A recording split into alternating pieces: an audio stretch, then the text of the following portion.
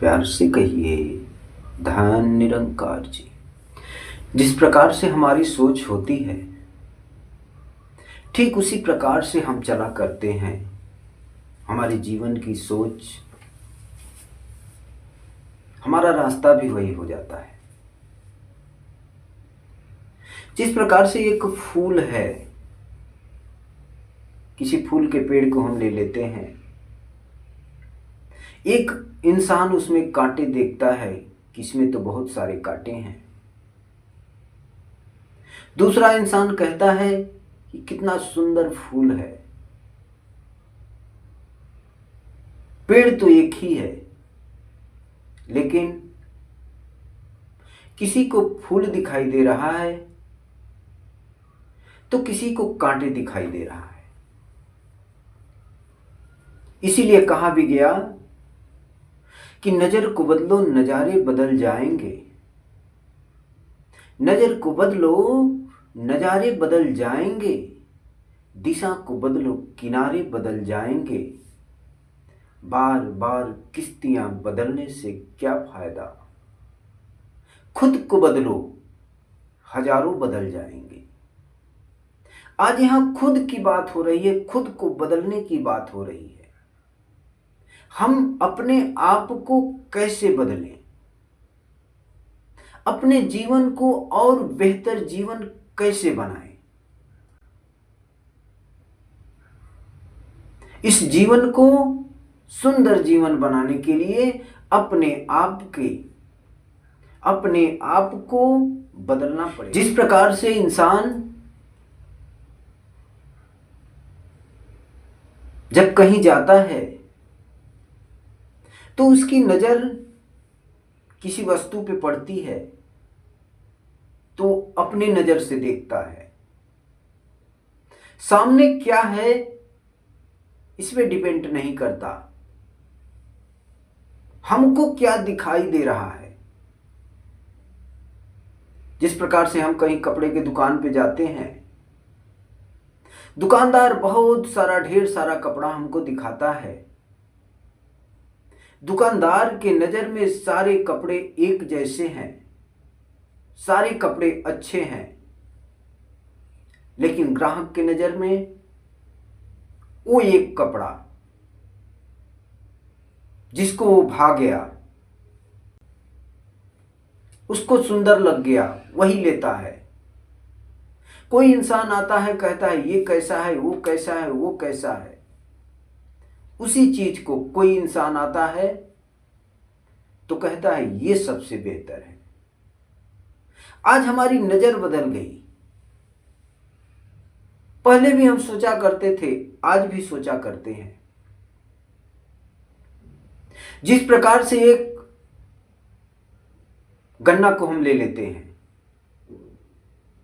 गन्ना टेढ़ा है, हमारी नजर उसको टेढ़ापन को देख रहा है, लेकिन उसका रस मीठा है। नदी है, नदी तो टेढ़े मेढ़े जा रही है। हम अगर देखते हैं तो कहते हैं कि नदी में कीचड़ है, नदी टेढ़ी मेढ़ी है, लेकिन उसका जल पवित्र जल है, जिसको गंगा जल कहा जाता है। जिस प्रकार से एक भेड़ है, बकरी है, गाय है, कोई भी पशु है, अगर उसको हम ले लेते हैं तो देखने में तो भैंस काली होती है, लेकिन दूध सफेद होता है। गाय किसी भी कलर की हो, लेकिन दूध सफेद देती है। बकरी किसी भी कलर की हो, लेकिन उसका दूध सफेद ही होता है, कलर पे डिपेंड नहीं करता। आज हमारी सोच कहाँ है। हम सत्संग में जाते हैं, वहां भी हमारी नजर बदल जाती है। हम किसी इंसान को देखते हैं तो कहते हैं ये फला महात्मा है, इसमें एक कमी है, ये महात्मा को अच्छा गीत देना नहीं आता, इस महात्मा को अच्छा बोलना नहीं आता। ये महात्मा का ये काम है, वो महात्मा का वो काम है, हम केवल लेकिन लगाते हैं। लेकिन सतगुरु ने कुछ तो अच्छा देखा होगा जिसके लिए वो पकड़ा है। जिस प्रकार से वो सेवा सत्संग सुमिरन कर रहा है, वो भक्ति कर रहा है, वो तो साथ संगत जी अपने जीवन में भक्ति के लिए लगा है। लेकिन हमारी नजर, हम अपने नजर से देखते हैं, वो नजर साथ संगत जी हमें बहुत नीचे की तरफ गिरा देती है। आइए साथ संगत जी, जिस प्रकार से एक कोई बहन है, अगर साथ संगत जी घर में हमारे प्रसाद बन रहा है, खाना बन रहा है, उसमें एक बाल आ गया और हम उसको देख करके कहते हैं कि ये क्या है, पत्नी को बुलाते हैं और कहते हैं कि ये क्या है, ये कहां से आया, तो पत्नी कहती है कि अभी तक तो आप इसको बड़ी सराहना कर रहे थे कि ये बड़ा बाल सुंदर है, दिखने में अच्छा लगता है, और यहां एक ठो बाल आ गया तो आप हमको दिखा रहे हैं। साथ संगत जी, ये जो बाल है इसका जगह सर पे है। जिस प्रकार से सर के बाल को टूटने से उसकी कीमत खत्म हो जाती है, उसकी अहमियत खत्म हो जाती है, ठीक उसी प्रकार से जिस दिन हम सद्गुरु से दूर होते हैं, सत्संग से दूर होते हैं, हमारी भी दशा वही होती है। जब तक साथ संगत जी पेड़ में पत्ती लगी रहती है, वो हरी भरी रहती है, पेड़ को पानी, पत्ती को पानी नहीं देना पड़ता, पेड़ को पानी देने से सभी पत्तियां हरी भरी हो जाती हैं। ठीक उसी प्रकार से जब तक हम सतगुरु से जुड़े रहते हैं तब तक हम भी हरे भरे रहते हैं, तब तक हमारा भी एक अस्तित्व बना रहता है। जिस समय हम सद्गुरु से दूर होते हैं, इस ब्रह्म ज्ञान से दूर होते हैं, हमारा भी अस्तित्व तुरंत नीचे की तरफ आ जाता है। संतों ने कहा, जिस ज्योति का अंश तू मानो, उस ज्योति को पहले जान। वो कौन सा अंश है, हम किसके अंश हैं, उसको हमें पहले जानना है। जिस दिन हम अपने आप की पहचान कर लेते हैं, अपने आप को समझ जाते हैं, उस दिन समझ में आता है कि मैं क्या हूं, मैं कौन हूं, मैं कहां से आया हूं, शरीर को छोड़ने के बाद हमें कहां जाना है। जब हमें पता लगता है, अभी तक हमारी सोच थी कि मैं ये शरीर हूं, लेकिन सत्संग में आने के बाद, सतगुरु का ज्ञान पाने के बाद हमें समझ में आया कि वाकई में ये शरीर मैं नहीं, मैं तो एक परमात्मा का अंश, छोटा सा आत्मा हूं, जो कि हर जन्मों में ऐसे ही आता रहा है। जिस प्रकार से ये आज हमें शरीर मिली है, सुंदर काया, इंसान के रूप में,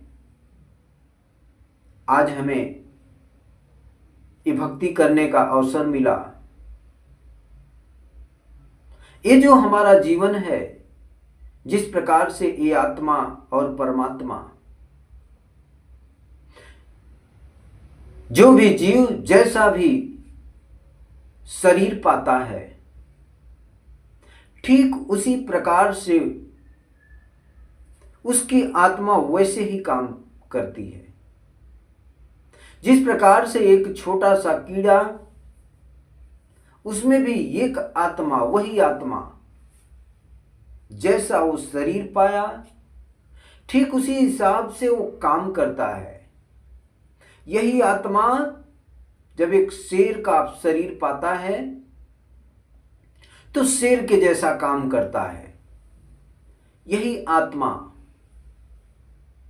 जब एक हाथी का शरीर पाता है तो हाथी जैसा बलशाली हो जाता है, हाथी जैसा कार्य करता है। वही आत्मा जब इंसान का शरीर पाता है तो वो इंसानों जैसा कार्य करता है। जिस प्रकार से इंसान चाहता है उस प्रकार से ये काम करता है।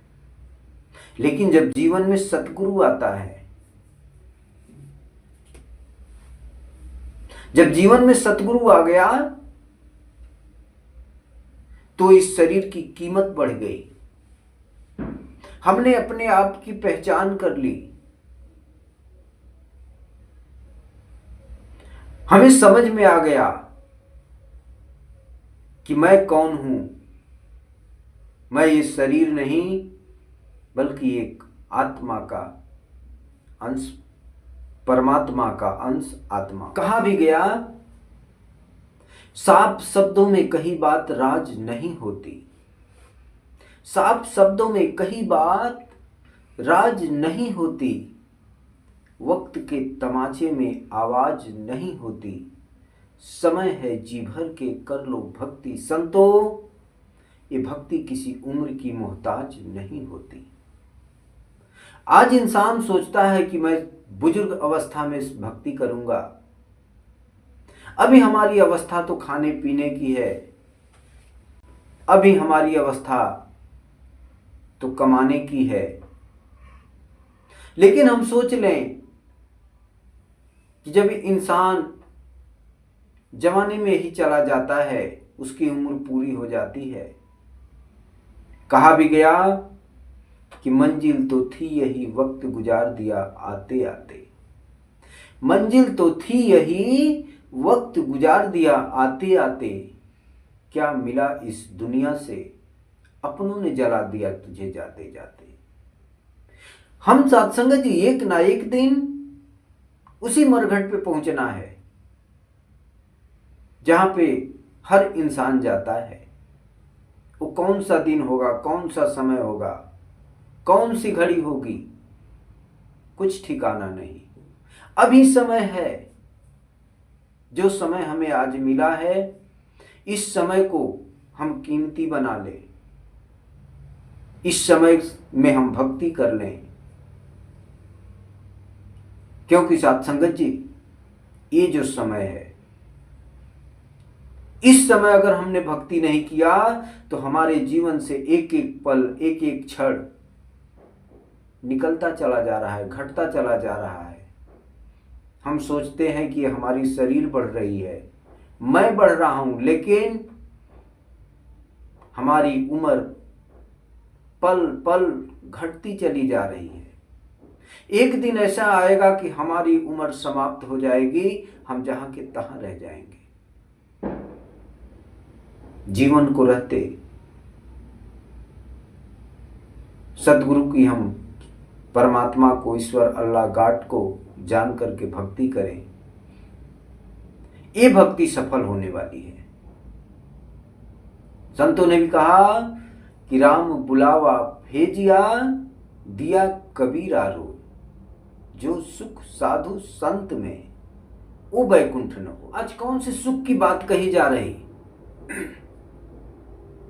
कौन सा सुख मिलता है साधु संतों में? कौन सा सुख मिलता है यहां सतगुरु के चरण में? आइए साथ संगत जी, वो सुख जो बैकुंठ में भी प्राप्त नहीं होता। संतों ने कहा कि सेवा सत्संग सुमिरन के बिन भक्ति सदा अधूरी है। इन तीनों के संगम से ही भक्ति होती पूरी है। आज हमें ये तीनों का संगम मिला।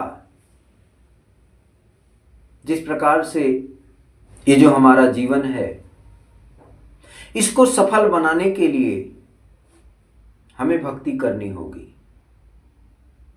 क्योंकि ये जीवन हमें दोबारा मिलने वाला नहीं है। ये जीवन को एक बेहतर जीवन बनाए। कहा भी गया कि एक ही कुरान और एक ही गीता है। एक ही कुरान और एक ही गीता है, एक के सहारे ही सारा जन जीता है। सबके रगों में एक ही खून की लाली है, फिर क्यों इंसान का खून पीता है।